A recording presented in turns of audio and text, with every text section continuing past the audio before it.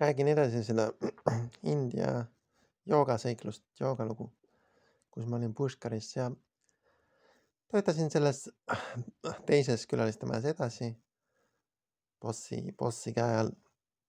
Kuni, kuni see kõik jõudis sinnamaani, et ühel päeval ta küsis mult katusekohvikus, et too sellele külalisele 5 pastakat kuskilt turu pealt.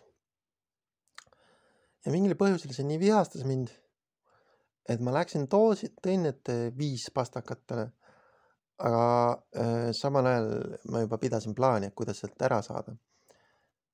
Ja mul oli õnneks üks kontakt juba valmis vaadatud ühes internetikohvikus, kes oli mind kutsunud juba järgmisse külaliste maja, et ma läksin, sain need 5 pastakat, viisin talle tagasi need 5 pastakat.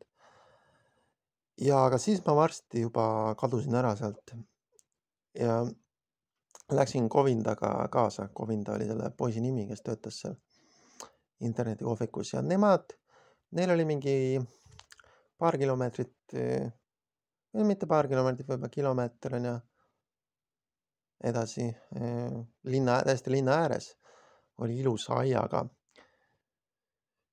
Jumal Krishna kodumajutus.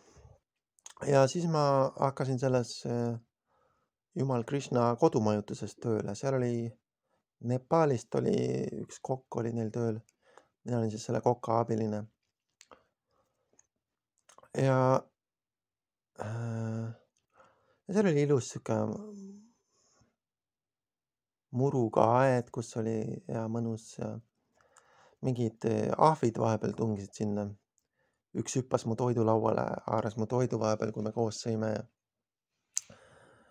Ja ühte ma vahepeal ajasin sealt õuest ära mingi kampsuniga vehkides. Siis sinna tulid veel need improtantsijad mingil põhjusel. Nemad tahtsid seal Pushkaris korraldada oma improtantsimisfestivali ja siis mingil põhjusel nad just jäid ka sinna Jumal Krishna kodumajutusse ööbima. Ja noh, need olid lõbus, see oli mingi joogaseltskond, seal oli mingi budistid, kes olid need improtantsijad kõik ja need tegid aias mingid ringed seal ja tegid joogat seal ja aga seal ühel hetkel mind nagu haaras mingisugune igatsus, et ma muutusin nagu kurvaks, et nemad küll kutsusid mind kaasa, et nad varsti lähevad Põhja-Indiasse, kui läheb liiga palavaks. Ja see Nepaali sõber kutsus mind Nepaali, aga ma lasin sealt ka nagu jalga, et turistid viisid mind vahepeal linna peale.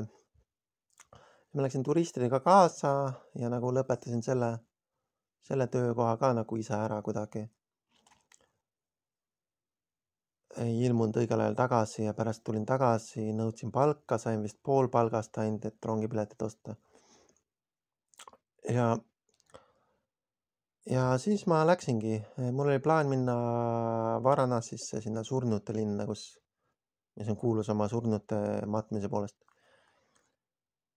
Aga kõik see päris nii ei läinud ja ma jäin Varanasi rongist maha pärast.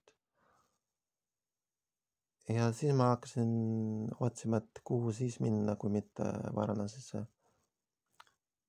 Ja, aga sellest ma räägin järgmine video. Aitäh!